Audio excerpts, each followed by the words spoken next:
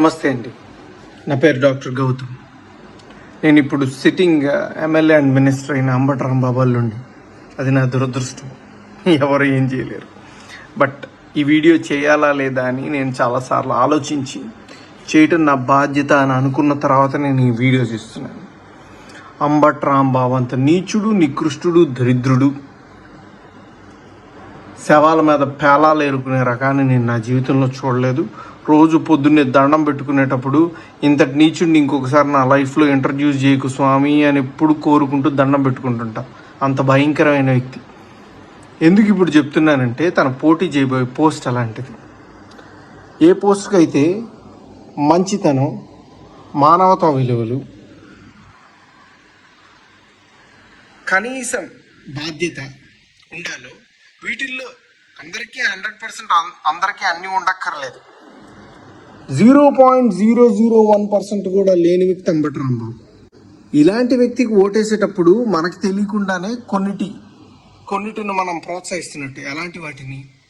ఎవరైతే నిస్సిగ్గుగా ఎంత పెద్ద గొంతేసుకొని ఎంత పెద్ద అబద్ధాన్ని అరిచినా సరే దాన్ని నిజం చేయొచ్చు అన్న కాన్ఫిడెన్స్తో బతుకుతారో సమాజంలో, అలాంటి వాళ్ళకి ఓటేస్తున్నట్టు. ఎంత లేకి పని అయినా చేసి చాలా హుందాగా బతకచ్చు సమాజంలో అని అనుకునే వాళ్ళకి ఓటేస్తున్నట్టు.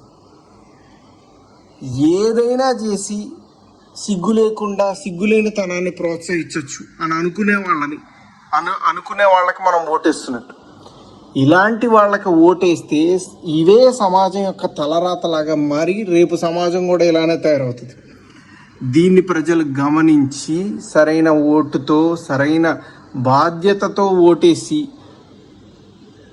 సరిగ్గా నాయకుడిని ఎంచుకుంటారని ఆశిస్తూ నమస్తే అండి. నా పేరు డాక్టర్ గౌతమ్. నేను ఇప్పుడు సిట్టింగ్ ఎమ్మెల్యే అండ్ మినిస్టర్ అయిన అంబటి రాంబాబు నుండి. అది నా దురదృష్టం, ఎవరు ఏం చేయలేరు.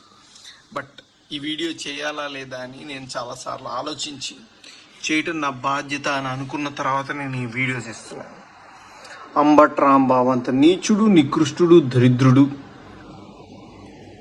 శవాల మీద పేలాలు ఏరుకునే రకాన్ని నేను నా జీవితంలో చూడలేదు. రోజు పొద్దున్నే దండం పెట్టుకునేటప్పుడు ఇంతటి నీచుడిని ఇంకొకసారి నా లైఫ్లో ఇంట్రడ్యూస్ చేయకు స్వామి అని ఎప్పుడు కోరుకుంటూ దండం పెట్టుకుంటుంటా. అంత భయంకరమైన వ్యక్తి. ఎందుకు ఇప్పుడు చెప్తున్నానంటే తన పోటీ చేయబోయే పోస్ట్ అలాంటిది. ఏ పోస్ట్కి అయితే మంచితనం, మానవతా విలువలు, కనీసం బాధ్యత ఉండాలో వీటిల్లో అందరికీ 100% అందరికీ అన్నీ ఉండక్కర్లేదు.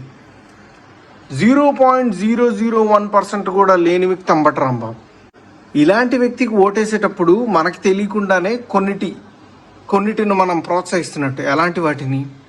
ఎవరైతే నిస్సిగ్గుగా ఎంత పెద్ద గొంతేసుకొని ఎంత పెద్ద అబద్ధాన్ని అరిచినా సరే దాన్ని నిజం చేయొచ్చు అన్న కాన్ఫిడెన్స్తో బతుకుతారో సమాజంలో, అలాంటి వాళ్ళకి ఓటేస్తున్నట్టు. ఎంత లేకి పని అయినా చేసి చాలా హుందాగా బతకచ్చు సమాజంలో అని అనుకునే వాళ్ళకి ఓటేస్తున్నట్టు. ఏదైనా చేసి సిగ్గు లేకుండా సిగ్గులేని తనాన్ని ప్రోత్సహించవచ్చు అని అనుకునే వాళ్ళకి మనం ఓటేస్తున్నట్టు. ఇలాంటి వాళ్ళకి ఓటేస్తే ఇవే సమాజం యొక్క తలరాతలాగా మారి రేపు సమాజం కూడా ఇలానే తయారవుతుంది. దీన్ని ప్రజలు గమనించి సరైన ఓటుతో, సరైన బాధ్యతతో ఓటేసి సరిగ్గా నాయకుడిని ఎంచుకుంటారని ఆశిస్తూ వస్తా.